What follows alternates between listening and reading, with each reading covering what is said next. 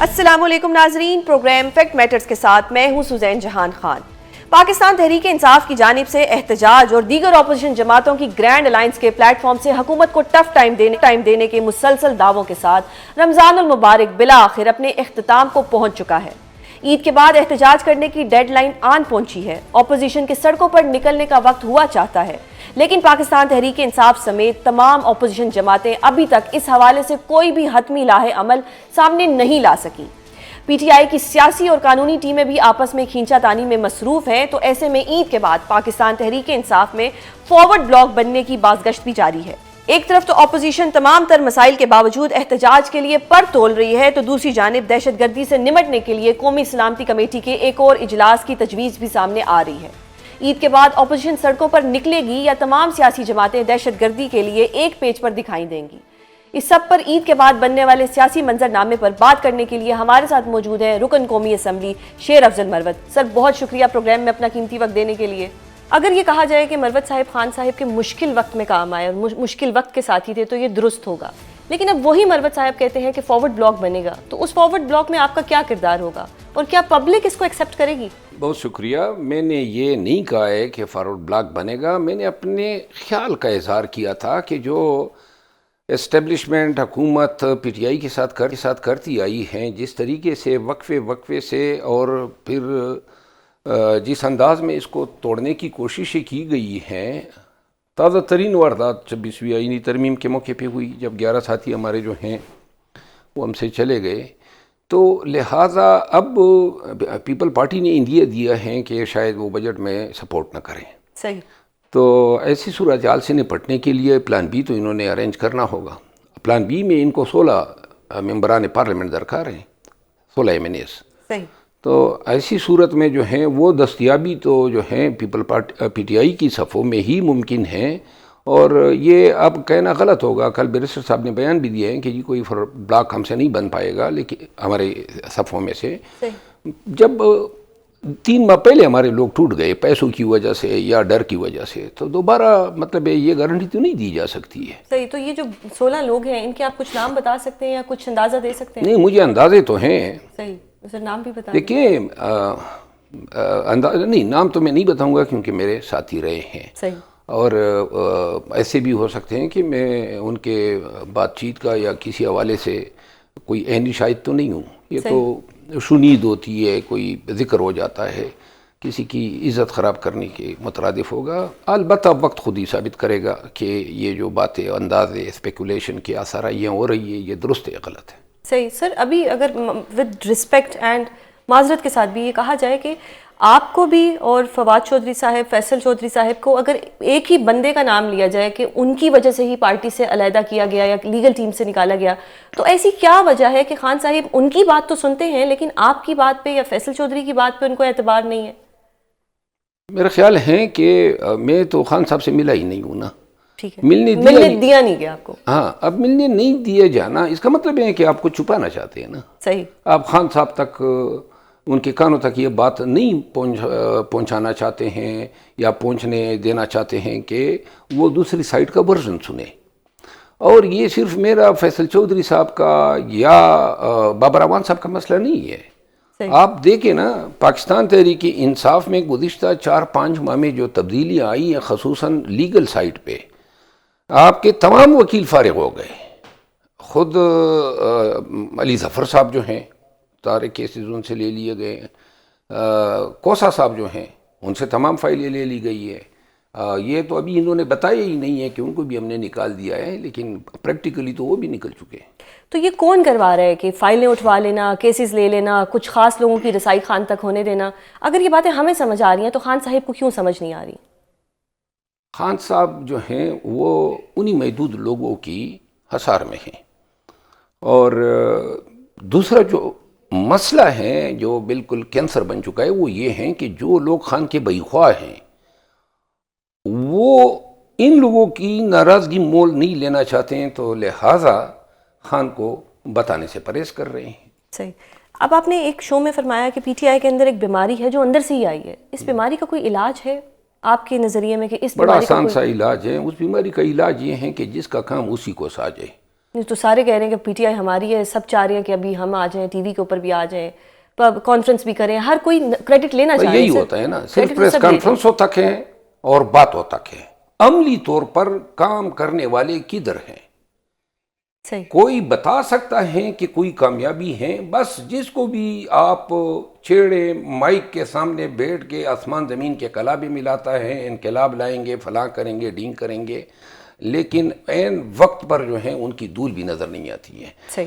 پاکستان تحریک انصاف اپنے مقاصد سے, اپنے اہداف سے ہٹ چکی ہے. ہمارے اہداف تھے مینڈیٹ کی ریکوری, خان کی رہائی, سیاسی اسیران کی رہائی. ہمارے اہداف 1 سال سے کیا ہیں؟ ایک گروپ کا ترجمان جو ہیں مشال یوسفزئی جو ہیں وہ بش حبیبی کی ترجمان رہی ہے, اور اس نے جا کے پروونشل گورنمنٹ پہ جو ہیں سارا گھن ڈالا.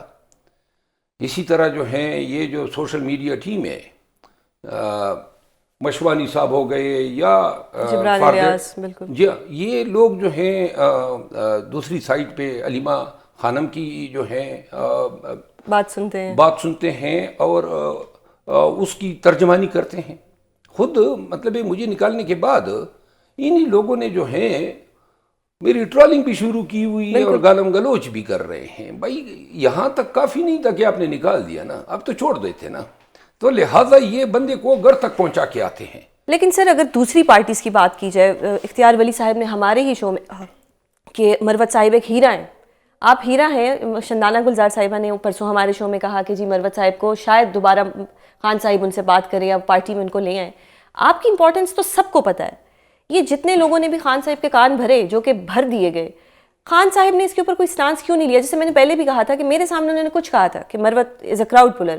پھر یہ اتنے لوگ کہاں سے پاورفل ہو جاتے ہیں کہ خان صاحب کو جا کے کچھ کہتے ہیں اور وہ مان بھی لیتے ہیں؟ تو پھر خان صاحب کس طرح کے لیڈر ہیں جو کسی کی بھی بات سن کے اپنا ایک بیانیہ بنا لیتے ہیں یا اپنا ایک مائنڈ بنا لیتے ہیں؟ آپ نے شاندانہ کا نام لیا, اب میں آپ کو عرض کروں, میں نے گزشتہ 1.5 سال میں جو رویے دیکھے ہیں, جو توہین آمیز رویے دیکھے ہیں خصوصاً قیادت کے ساتھ. یہ شاندانہ گلدار سے کبھی پوچھیں, الف دیں ان کو کہ جیل میں یہ خان سے ملاقات کے لیے گئی تھی تو وہاں پہ کیا, کس حیثیت میں اور کس انداز میں ان کی درگت بنانے کی کوشش نہ کی گئی.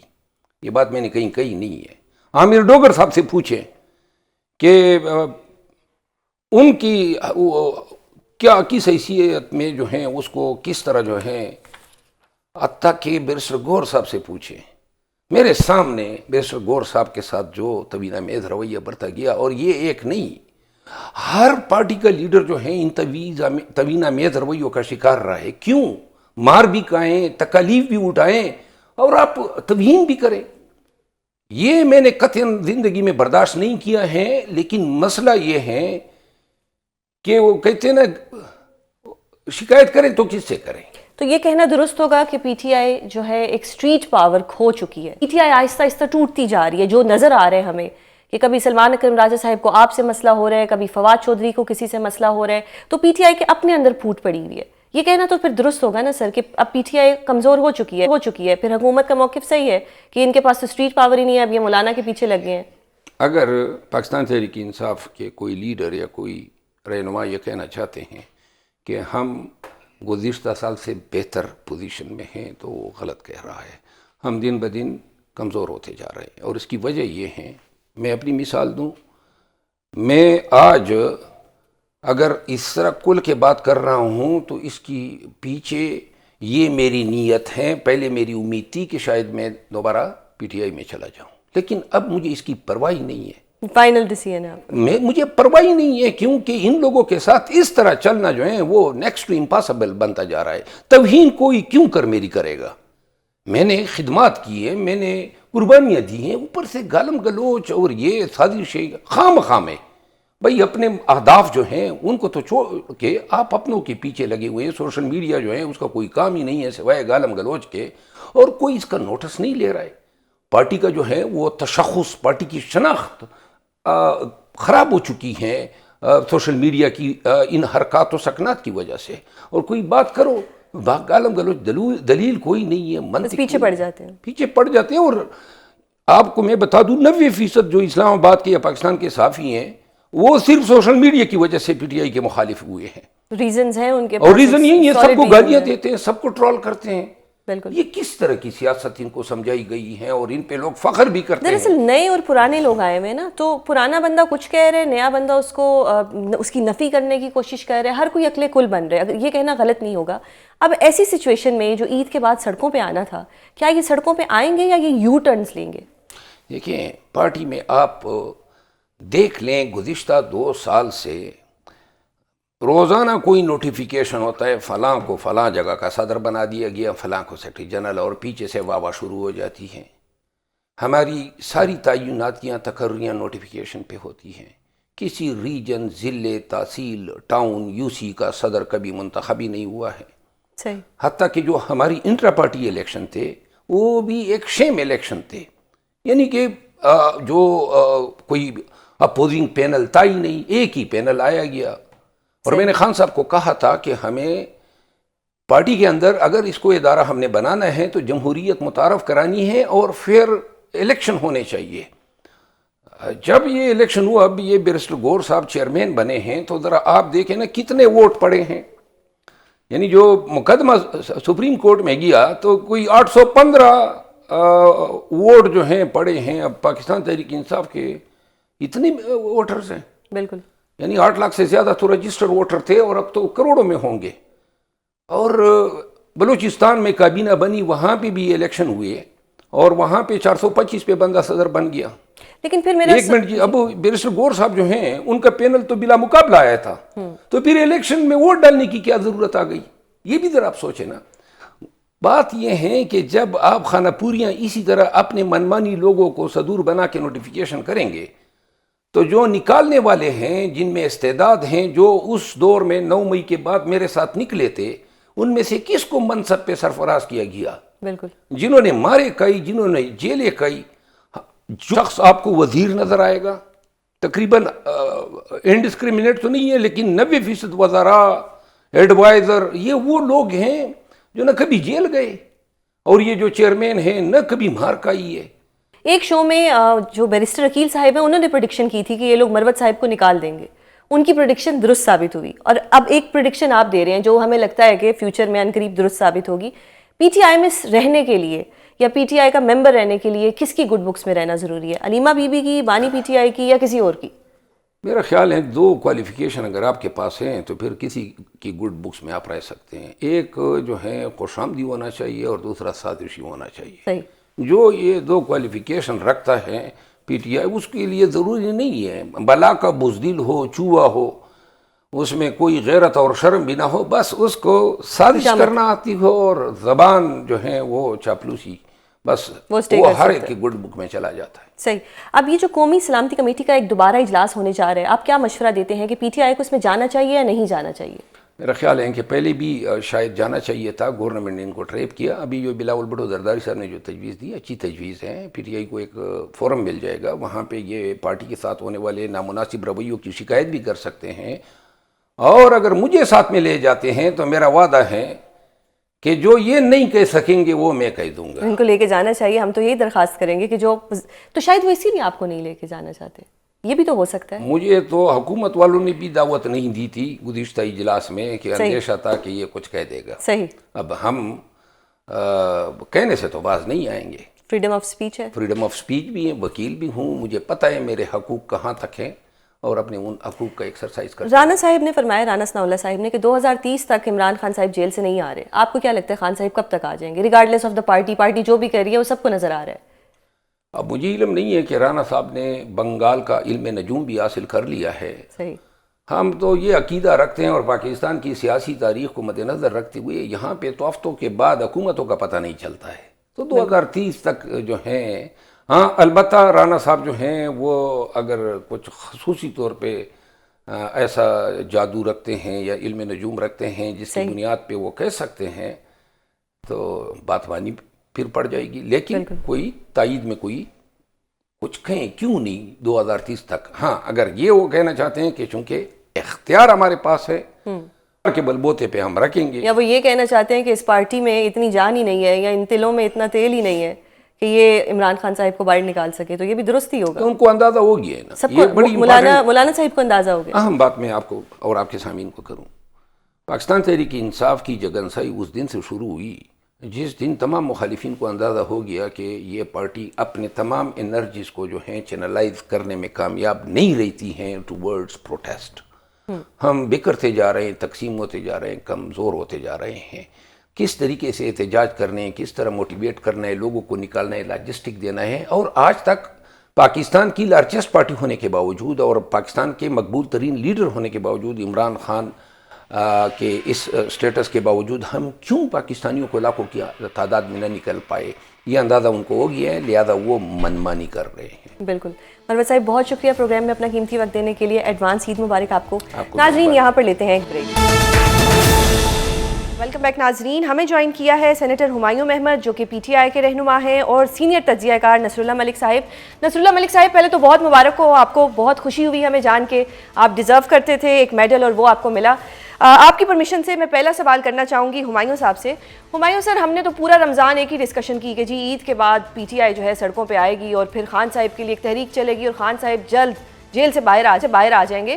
لیکن اب آپ کی قیادت ایک یو ٹرن لیتی ہوئی دکھائی دے رہی ہے. اگر میں سلمان اکرم راجہ صاحب کی بات کروں تو انہوں نے تو ایک پروگرام میں یہی ایک جسچر دیا ہے کہ جی کس نے کہا ہے، ابھی تو ایسا کچھ بھی نہیں ہونے جا رہا. یہ کیا عوام کے ساتھ کیا ہو رہا ہے؟ عوام نے تو مائنڈ بنایا ہوا تھا کہ جی عید کے بعد خان صاحب کے لیے تحریک چلے گی اور وہ باہر آ جائیں گے. بسم اللہ الرحمن الرحیم. ایاک نعبد و ایاک نستعین. آپ لوگوں کو تو خوش ہونا چاہیے کہ اگر اس قسم کی کوئی بات ہو رہی ہے کہ یار یہ پی ٹی آئی والے نہیں آ رہے. دیکھیں، میں آپ کو ایک چیز سمجھاتا ہوں. بہت ساری چیزیں ہو جاتی ہیں جو میڈیا میں یا اس کو ذرا بڑھا چڑھا کے یا غلط رنگ سے وہ کیا جاتا ہے. ہم لوگوں نے کہا ہے جو ہمارا مین جو ہے وہ یہ ہے کہ عید کے بعد ہم لوگ جتنی بھی اپوزیشن جماعتیں ان کے ساتھ مل کے ہم ایک تحریک سٹارٹ کرنا چاہتے ہیں. اب اچھا، اس تحریک کے جو لوازمات ہوگے، کیا ہوگا، وہ ہم لوگ کر کے کریں گے. اس میں ایک امپورٹنٹ فیکٹر مولانا صاحب ہیں، ود اور وداؤٹ مولانا صاحب. مولانا صاحب اپنی جگہ پہ بھی اکیلے بھی نکلنا ہے وہ کہتے ہیں، اور انہوں نے کہا ہے کہ اگر پی ٹی آئی کے ساتھ بھی شاید نکل سکتے ہیں کیونکہ ہمارے درمیان میں بعض ریزرویشنز ہیں، ہم کو بھی ان کو بھی. لیکن وہ ریزرویشنز جو میجر پرابلمز تھی وہ ریزالو ہو گئی ہیں. چھوٹی جو وہ کہتی ہیں نا چھوٹی پرابلمز وہ ابھی بھی ہیں، ان کو ہم سارٹ آؤٹ کرنے کی کوشش کر رہے ہیں. تو عید کے بعد ڈیفینیٹلی ایک احتجاج شروع ہوگا. بالکل. نصر اللہ ملک صاحب، سر نے کہا آپ بھی ادھر ہوں گے، ہم بھی ادھر ہوں گے. آپ دیکھ رہے ہیں احتجاج ہوتا ہوا یا نہیں؟ دیکھیں، پہلی بات تو یہ کہ جو محمد صاحب نے بات کی کہ ہم جے یو آئی سے ان کی بات چیت جاری ہے اور جے یو آئی سے الگ یا جے یو آئی کے ساتھ مل کے یہ کوئی احتجاج کریں گے. پہلی بات تو یہ ہے کہ پاکستان تحریک انصاف یہ فیصلہ کر چکی تھی کہ وہ متحدہ اپوزیشن بنائے گی اور متحدہ اپوزیشن کے پلیٹ فارم سے ہی احتجاج کی کال دی جائے گی. لیکن ابھی تک متحدہ اپوزیشن بن نہیں سکی. اب اس میں جو ہے وہ واضح بیانات ہیں پاکستان تحریک انصاف کے، ہم تو اس کا تجزیہ کر سکتے ہیں. یہ سارے معاملات جو ابھی تک فائنل نہیں ہوئے، اس میں تحریک انصاف یا مولانا فضل الرحمان صاحب کا کردار ہے. اگر آج ہی آپ دیکھ لیں کہ جس طریقے سے جے یو آئی نے واضح طور پہ کہا ہے کہ پاکستان تحریک انصاف اور پی ٹی آئی کے مابین جو ہی کوئی معاملات بہتر ہونے لگتے ہیں، درمیان میں سے کوئی نہ کوئی ایسی آوازیں اٹھتی ہیں پی ٹی آئی کی طرف سے جس کی وجہ سے یہ معاملات تاخیر کا شکار ہو جاتے ہیں. اب علی میر گنڈا پور صاحب کو دیکھ لیں، وہ الزامات آج بھی لگا رہے ہیں مولانا فضل الرحمان صاحب کے اوپر، نام لیے بغیر بھی اس کا تذکرہ کر دیتے ہیں. تو اس دونوں جماعتوں کے مابین تو دوریاں ہیں. پی ٹی آئی اس وقت یہ سوچ رہی ہے کہ وہ مولانا فضل الرحمان صاحب کو سڑکوں پر لے آئے گی، کیونکہ پی ٹی آئی اپنی فائنل کال دے کے اپنا کارڈ کھیل چکی ہے. صحیح. اب وہ ڈیپینڈ کر رہی ہے کہ مولانا فضل الرحمان بھی ساتھ ہوں اور وہ ساتھ نکلیں، پھر کوئی احتجاجی تحریک کے اندر وہ جان پڑ سکے. ہمایوں سر، مولانا صاحب کی بات کی. مولانا صاحب نو ڈاؤٹ امپورٹنٹ ہیں دونوں جماعتوں کے لیے، چاہے وہ اپوزیشن ہو چاہے وہ حکومت ہو. مولانا صاحب نے بھی ایک گلہ کر دیا کہ جی پی ٹی آئی کے رہنماؤں پہ انہیں کوئی اعتماد نہیں ہے، وہ خان صاحب سے خود ملیں گے. سر، یہ آپ کے رہنماؤں نے جو ایک امپریشن دے دیا ہے، پھر وہ چاہے کوئی بھی ہو، کہ آپ لوگ سوشل میڈیا پہ بھی لڑے ہوتے ہیں، سوری ٹو سے ود رسپیکٹ، آپ لوگ کسی کی ملاقات پہ بھی لڑائی ہو رہی ہوتی ہے، پھر کسی کو کہنا کہ جی یہ تو وکیل نہیں ہے اب اور یہ ہمارے نہیں ہے. یہ آپ لوگ کب تک اون ڈس اون کرتے رہیں گے؟ اس سے جو حکومت ہے وہ فائدہ اٹھا رہی ہے. دیکھیں یہ حکومت، اس حکومت کے پیر ہے ہی نہیں، ان کے نیچے زمین نہیں ہے، یہ صرف ہوا میں لٹکے ہوئے ہیں. اور ان کو لٹکانے والے اس وقت رکھا ہوا ہے، صرف یہ الٹے لٹک جائیں گے، جب باقی ان کے نیچے سے تخت ہٹے گا نا خود ہی پتہ چل جائے گا۔ لیکن بات مولانا کی میں کرتا ہوں، دیکھیں جب ہم لوگ بات کرتے ہیں مولانا صاحب کو کہ جی پی ٹی آئی کی طرف سے کچھ نہ کچھ ہو جاتا ہے، اکٹھے نہیں سکتے، آپ نے دیکھا ہے کہ پی ایم ایل این اور پیپلز پارٹی کے درمیان میں کوئی نہ کوئی درمیان میں وہ کوئی نہ کوئی بات ہو جاتی ہے، کوئی سخت جواب کر دیتا ہے، کوئی یہ چیزیں ہوتی رہتی ہیں، یہ سر اس وہ میں کنٹرول لیکن کر جاتے ہیں نا، وہ ڈیمیج کنٹرول کر لیتے ہیں۔ سن لے اوور آل یہاں پہ بھی کنٹرول ہو رہا ہے۔ اگر آپ مختلف ان کے جو سینئر لیڈرشپ ہے وہ ضرور گلا کرتی ہے، جو مولانا صاحب کی لیڈرشپ ہے وہ ضرور گلا کرتی ہے کہ درمیان میں سے کوئی نہ کوئی کچھ کہہ جاتا ہے، اور کہہ جاتا ہے، اس میں بھی کوئی ایسی بات نہیں ہے۔ لیکن at the end of the day as a political party ہمارا جو سٹانس جب سامنے آ جائے گا تو وہ ہے۔ رہی بات سندھ کی، میں آپ کو ایک اور بات بتاتا ہوں جی۔ سندھ میں آپ کو پتا ہے پیرو پگاڑا صاحب نے، جی ڈی اے نے اوپنلی کہا ہوا ہے کہ ہم عمران خان کے ساتھ ہیں۔ وہاں پہ بلوچستان میں آپ کو پتا ہے کہ مینگل اور اچکزئی اور یہ باقی سارے لوگ ہیں وہ بالکل پاکستان تحریک انصاف کے ساتھ ہیں۔ یہاں پہ اگر پنجاب میں ہم کر لیں تو اس میں جو کیا نام ہے اپنے خاقان عباسی صاحب ہے وہ ہمارے ساتھ ہے۔ تو اوور آل ہم بن رہے ہیں، ہاں مومنٹم آہستہ آہستہ بن رہا ہے، آپ اس میں ہمیں کوئی جلدی نہیں ہے، لیکن ہم بنا رہے ہیں۔ صرف ایک چیز ہے، دو بڑی پارٹیوں کے وجود ہیں اور باقی 7 چھوٹی چھوٹی پارٹیاں، وہ دو بڑی پارٹیاں جو ہیں یہ 90% آف دا اسٹریٹ پاور کو کنٹرول کرتی ہے، ایک پاکستان تحریک انصاف اور ایک مولانا فضل الرحمان، یہ دونوں وہ کرتی ہیں۔ اب میری نظر میں یہ بہت اچھی بات ہے کہ اگر مولانا صاحب ڈائریکٹ عمران خان کے ساتھ بات کریں، because that is where the book stops, اس جگہ پہ جا کے سارے ڈیسیجن ہوں گے۔ صحیح سر، آپ کا پوائنٹ آ گیا۔ نصر اللہ ملک صاحب بتائیے گا کہ محترم جو ہمارے مولانا صاحب ہیں ان کا محترم عمران خان صاحب سے ملنا کس حد تک ڈینجرس ہے حکومت کے لیے، یا کس حد تک چیلنجنگ ہے؟ نہ 100 من تیل ہوگا نہ رادہ ناچے گی۔ مطلب آپ مجھے ملاقات نہیں بتائیے، ہوگی؟ نہیں آپ مجھے بتائیے کہ مولانا فضل الرحمان صاحب جیل میں عمران خان صاحب سے ملنے جائیں گے؟ سر انہوں نے اور خود کیا کہا ہمیں ہے، جیل میں ملنے کی انہوں نے اجازت مل جائے گی؟ کہ اجازت کا تو آپ ہی بتا سکتے ہیں کہ اجازت ملے گی یا نہیں ملے گی، آپ یہ مجھے کوشچن ہے۔ بتائیے نا کہ کیا مولانا فضل الرحمان صاحب کو جیل میں جا کے اجازت مل جائے گی، وہاں بیٹھ کے اس احتجاجی تحریک پلان کر سکیں گے؟ یعنی تو آپ دیکھیں مطلب کہ حکومت کس قسم اجازت کی، نہیں دے گی؟ مجھے بتائیے نا کہ کیا ایسا ممکن ہو سکے گا؟ تو یہی تو ہم یعنی جاننا مسئلہ چاہ یہ رہے ہے ہیں۔ کہ تحریک انصاف اس وقت صرف ایک شخصیت ہے، عمران خان صاحب کی، بالکل ان کے فیصلوں کا انتظار کرتی ہے۔ عمران خان صاحب جیل میں ہیں، باہر جو پارٹی آپس میں وہ ایک دوسرے کے ساتھ ایسے دست و گریباں ہیں کہ آپ اس کا بخوبی اندازہ خود لگا سکتی ہیں۔ سر شیخ کیونکہ عبد لیڈر المرکز بند ہے صاحب نا کیا سر، کہہ رہے لیڈر ہیں؟ بیچارہ بند ہے تو پھر یہ آپس میں ہی لڑیں گے۔ میں اس کا مطلب یہ ہے کہ پاکستان میں سیاسی جماعتیں مضبوط نہیں ہیں، افراد مضبوط ہیں۔ میں ہمیشہ یہ بات کہتا ہوں، مسلم لیگ نواز ہو، پیپلز پارٹی ہو، پی ٹی آئی ہو، پی ٹی آئی جو کہ دونوں جماعتوں پہ تنقید کر کے اپنے آپ کو ایک ڈیموکریٹک فورس کے طور پہ کہتی تھی عوام کے سامنے، وہ بھی ون مین شو ہے۔ صحیح۔ وہاں پہ بھی ایک شخص کی رائے ہے، وہاں دوسرے کی کسی کی رائے ہی کوئی نہیں ہے۔ وہ جو ان کے لیڈرشپ جو ہے، وہ بھی جو الفاظ باقی لیڈرشپ کے بارے میں کہہ دیتے ہیں، ایون جیل کے اندر بھی، وہ ان تمام لوگوں کو پتا ہے۔ اب یہ سب لوگ جب یہ اس طرح قسم کے بیانات آتے رہیں گے کہ جی ٹھیک ہے ہم فیصلہ کریں گے، فیصلہ کرنے کی صلاحیت کسی کے پاس نہیں ہے۔ صحیح۔ اگر آپ کو حکومت کے ساتھ بیٹھنا ہے، وہاں سے پیغام آتا ہے نہیں بیٹھنا۔ اب دیکھیں نا، علیمہ خان صاحبہ کا اسٹیٹمنٹ آپ سامنے رکھ لیں اور علی میر گنڈا پور صاحب کے اسٹیٹمنٹ سامنے رکھ لیں۔ علیمہ خان صاحبہ کہتی ہیں کہ جی ہمیں بتا دیا جائے کہ آپ لوگ چاہتے کیا ہیں، وہ مخاطب ہے اسٹیبلشمنٹ کو، حکومت سے، ہمیں پتہ تو چلے آپ کیا چاہتے ہیں، ہم اپنے بھائی کو جا کے بتائیں گے کہ آپ سے یہ ڈیمانڈ کی جاتی ہے۔ جی دوسری طرف کہا جاتا ہے جی ان کو آفر کر دی گئی ہے، وہ جیل سے کمپرومائز کرنے کو تیار نہیں ہے۔ بھئی یا پھر علیمہ خان صاحبہ غلط بیانی کر رہی ہیں، یا باقی جو پارٹی ہے وہ غلط بیانی کر رہی ہے۔ علیمہ خان تو کہہ رہی ہے کہ ہمیں بتا دیں کہ اب چاہتے کیا ہیں، ہمیں پتہ بھی نہیں ہے، صحیح۔ آپ کے پاس ہے ویڈیو چلا کے دیکھ لیں۔ جی جی بالکل یعنی بالکل، دوسری، یہی اس کہا کا ہے۔ مطلب یہ ہے کہ آپ کے سارے بیانات جو ہیں وہ اس لیے کنفیوژن کا شکار ہیں کہ کوئی کسی کو مانتا نہیں ہے۔ چودھری پرویز صاحب پارٹی کے صدر ہیں، آپ ذرا پوچھیے نہیں کہ وہ کہاں پہ ہیں، کبھی کسی نے آ کے ان سے خیری نہیں پوچھی ہے، کبھی روزہ کی افطاری ان کے ساتھ بیٹھ کے سر کر لیتے یہ کہ گلا مطلب تو آپ ہمارے یہ گلا صدر تو آپ کی جماعت سے بھی، آپ کی جماعت نہیں، مطلب کہ جو حکومت ہے ان سے بھی ہے کہ ہم نے کبھی محترم نواز شریف صاحب کو دیکھا ہی نہیں۔ نہیں۔ دیکھیں نواز شریف صاحب آپ اپنی پارٹی کے، شہباز شریف صاحب وزیر اعظم ہے نا۔ میں دوسری بات یہ، میں نے تو پہلے بات کہی کہ یہ جو سیاسی جماعتیں ہماری ہیں جو نام نہاد جمہوریت کا رونا روتی ہیں، یہ جمہوریت ان کے اپنے اندر نہیں ہوتی۔ میں نے تو سب کا نام لیا آپ کے سامنے، بالکل بالکل۔ کسی کو فیصلہ آپ کرنے نے کا ویسے اختیار نہیں ہے۔ جی جی ہمایوں آپ سر، نے جی آپ نے جلدی میں وہ بات کہہ دی ہے کہ آپ کی اپنی پارٹی، تو جلدی میں آپ سے شاید بات صحیح نکل گئی ہوگی۔ سر اچھا وہ میں اس میں عرض کر دوں محمد صاحب، آپ میں چونکہ آپ کا بہت احترام کرتا ہوں، تحریک انصاف کو ایک بڑی بری عادت ہے کہ اس پہ اگر ہلکی سی تنقید کریں وہ کہتے ہیں آپ پارٹی، دوسری پارٹی آپ کی۔ بھائی آپ کے نہیں ساتھ میں نے کھڑے نہیں ہوتے کہا، تھے، نہیں سر میری غلطی ہے. This is my mistake and I apologize. ایک سوال آپ دونوں سے کہ عید کے بعد حکومت کیا کرنے والی ہے اور عید کے بعد پی ٹی آئی کیا کرنے والی ہے. ہمایوں سر پہلے آپ بتائیں پھر میں نصر اللہ ملک صاحب کی طرف آتی ہوں. دیکھیں اس طرح ہے کہ حکومت تو کچھ کر ہی نہیں سکتی ہے، حکومت کے اختیار میں کچھ نہیں ہے. یہ ایک بندہ دائیں سے بائیں نہیں کر سکتے.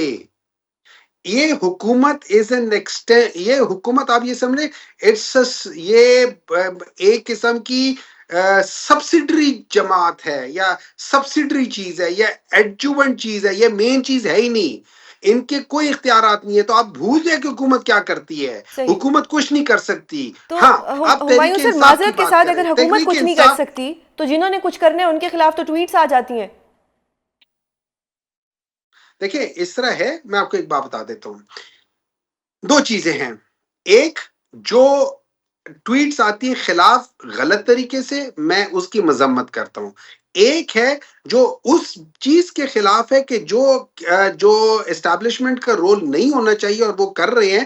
اگر اس کی نشاندہی کی جائے، وہ اسٹیبلشمنٹ کی خلاف بات نہیں ہے، وہ ایکچولی ان کے حق کی بات ہے.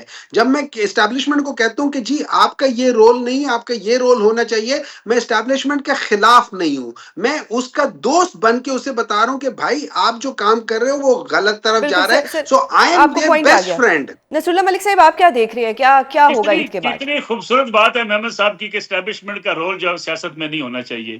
ہمیں تو نواز شریف صاحب نے بتایا ووٹ کو عزت دو، اسٹیبلشمنٹ کا کردار نہیں ہونا چاہیے، لیکن وہ ایک پیج کے اوپر ہے. ہمیں تو عمران خان صاحب نے بتایا اسٹیبلشمنٹ کا کوئی کردار نہیں ہونا چاہیے، لیکن انہوں نے کہا آرمی چیف قوم کا باپ ہوتا ہے. اسٹیبلشمنٹ اور ہم ایک پیج کے اوپر ہیں. بھائی یہ گیٹ نمبر 4 کے چکر میں نے یہ سوزین نے لگائے ہوئے ہیں، انہی سیاستدانوں نے لگائے ہوئے ہیں. بالکل یہی کندھے پہ بیٹھ کے اقتدار میں آتے رہے ہیں. اس ملک کی سیاست ہوتی انہی کے ساتھ مل کر رہی ہے. ہمارا تو اس میں قصور نہیں ہے نا جی. اس قوم کو ہم سکھاتے ہیں کہ ہم پارلیمنٹ کی بالادستی چاہتے ہیں. مطلب عید کے بعد بھی یہ سب کچھ جاری رہے گا. دیکھیں 3 سیاسی جماعتیں ملک کی آج بیٹھ کے اعلان کر دیں، کوئی چارٹر آف ڈیموکریسی کر لیں اور کہیں جی ماضی کی ہم غلطیوں پہ معافی مانگتے ہیں قوم سے، آئندہ ہم جمہوریت کے لیے کام کریں گے. ہر دور میں آپ ایک پیج کے لیے سارے سیاستدان اکٹھے ہوتے رہے. بالکل سر، بہت شکریہ. ہمایوں سر آپ کو بھی ایڈوانس عید مبارک. اللہ ملک صاحب آپ کو بھی ایڈوانس عید مبارک. ناظرین یہاں پر لیتے ہیں ایک بریک. ویلکم بیک ناظرین. سیاسی محاذ پر گہما گہمی اور عدم استحکام بدستور جاری ہے، لیکن معاشی محاذ سے کچھ اچھی خبریں سامنے آ رہی ہیں. لڑکھڑاتی ہوئی معیشت کو ایک بار پھر آئی ایم ایف کا سہارا ملا ہے. حکومت پاکستان اور آئی ایم ایف کے درمیان حال ہی میں ہونے والے مذاکرات کے بعد 1.3 ارب ڈالر کا معاہدہ طے پا گیا ہے. اس کے علاوہ آئی ایم ایف نے پاکستان کو بجلی ٹیرف میں 1 روپے فی یونٹ کی کمی کی اجازت بھی دے دی ہے. بجلی کی قیمت میں 1 روپے کی کمی سے صارفین پر مجموعی طور پر 100 ارب روپے کا بوجھ کم ہوگا.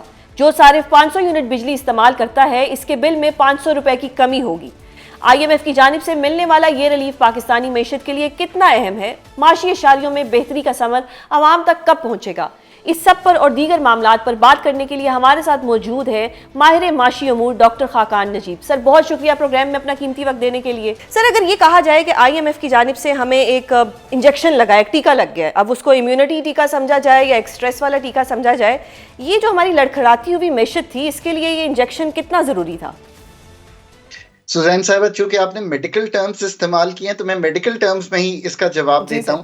آپ یہ سمجھیے کہ آپ کی اکانومی جو ہے جب آئی سی یو میں چلی جاتی ہے، یعنی کہ بیرونی خسارہ اتنا بڑھ جاتا ہے کہ آپ کی جو پیمنٹس ہیں، جو آپ نے 25 ارب ڈالر باہر واپس کرنے ہیں، کچھ قرضے جو ہیں ان کو ری پروفائل کرنا ہے، یعنی کہ واپس نہیں کرنے، اگلے سال تک مؤخر کرنے ہیں، کچھ نئے قرضے لینے ہیں. جب آپ اس چیلنج میں آ جاتے ہیں، اور اسپیشلی اس لیے بھی کہ آپ کا جو بیرونی خسارہ ہے، یعنی کہ جو آپ کماتے ہیں امپورٹس میں اور جو امپورٹس میں آپ خرچ کرتے ہیں اور جو ایکسپورٹس اور ریمیٹنس میں کماتے ہیں، اس میں بہت آپ کا گیپ آ جاتا ہے. تو آپ ایک آئی سی یو کے ڈاکٹر کے پاس چلے جاتے ہیں. اس آئی سی یو کے ڈاکٹر کا نام ہے I M F. I M F is the lender of the last resort, یعنی کہ کوئی اور آپ کو رقم بھی دینے کو تیار نہیں ہے، قرضے مؤخر کرنے کو تیار نہیں ہے، تو آپ آئی سی یو کے ڈاکٹر کے پاس جاتے ہیں.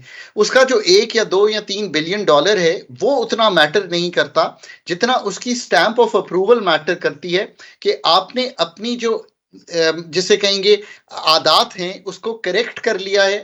جو آپ کا اندرونی خسارہ ہے، یعنی کہ مالیاتی خسارہ، یعنی کہ جو آپ خرچ کر رہے ہیں اور جو کما رہے ہیں ان ٹیکسز، وہ آپ نے ٹھیک کرنے کی طرف آگے پیش رفت کی ہے. بیرونی خسارہ بھی آپ نے سنبھال لیا ہے. اور تیسرا پاکستان کے کیس میں ایک اسپیسیفک نئی چیز ہمیشہ رہتی ہے، وہ ہے انرجی سیکٹر کا جو خسارہ ہے وہ بھی سنبھال لیا. صحیح سر، آپ نے بجلی کی بات کی، بجلی بھی سستی ہوئی ہے، تو اس کا مطلب ہے کہ ہمارے جو ٹرمز ہیں اس وقت، جو ہمارے اچھے تعلقات ہیں وہ آئی ایم ایف کے ساتھ جا رہے ہیں، اور یہ تو ایک بڑی اچھی بات ہوگی. یہ کتنی اچھی بات ہوگی اور یہ بجلی کب تک سستی رہے گی اور کب دوبارہ جو ہے بجلی دوبارہ سے مہنگی ہوگی؟ کیونکہ جیسی گرمی آئے گی شاید یہ خوشخبری دوبارہ ہم سے چھن جائے. The Pakistan authorities are quite serious in carrying through with the reform agenda of the program. So یہ ایک اچھی بات ہے، اس لیے کہ لوگ یہ تو کہتے ہیں نا آپ کو کہ یہ 24واں پروگرام ہے، پر آپ حیران ہوں گی کہ 24 میں سے بیشتر پروگرام پاکستان کمپلیٹ کیے بغیر باہر آ جاتا ہے. اور یہ بات مجھے سوزین صاحبہ اس لیے معلوم ہے کہ پاکستان کا جو لانگ ٹرم پروگرام ہے وہ ایک کمپلیٹ ہوا ہے جو 13-16 کا تھا، وہ میں نے پاکستان کے لیے اینکر کیا تھا. سو مجھے بہت بخوبی معلوم ہے کہ ہم ون ٹرانش کنٹری کہلایا کرتے تھے.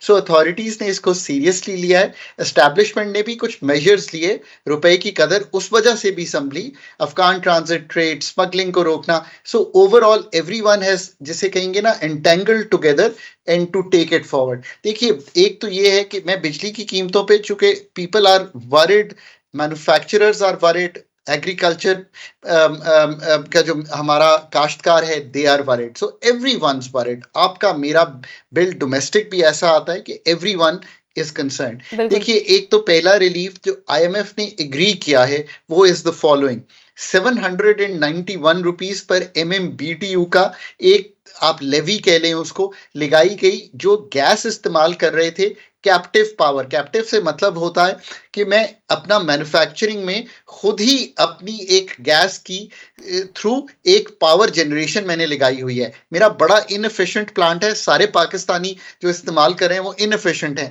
پر وہ بند نہیں کرنا چاہتے، تو ان کی گیس کی قیمت کو بڑھایا گیا ہے تاکہ وہ بند کرنے کے طرف جائیں اور گریڈ پہ آئیں. سو اس پہ سے جو کمائی ہوگی اس کو 1 روپے کے ریلیف میں پاس تھرو کرنے کی اجازت دی گئی ہے.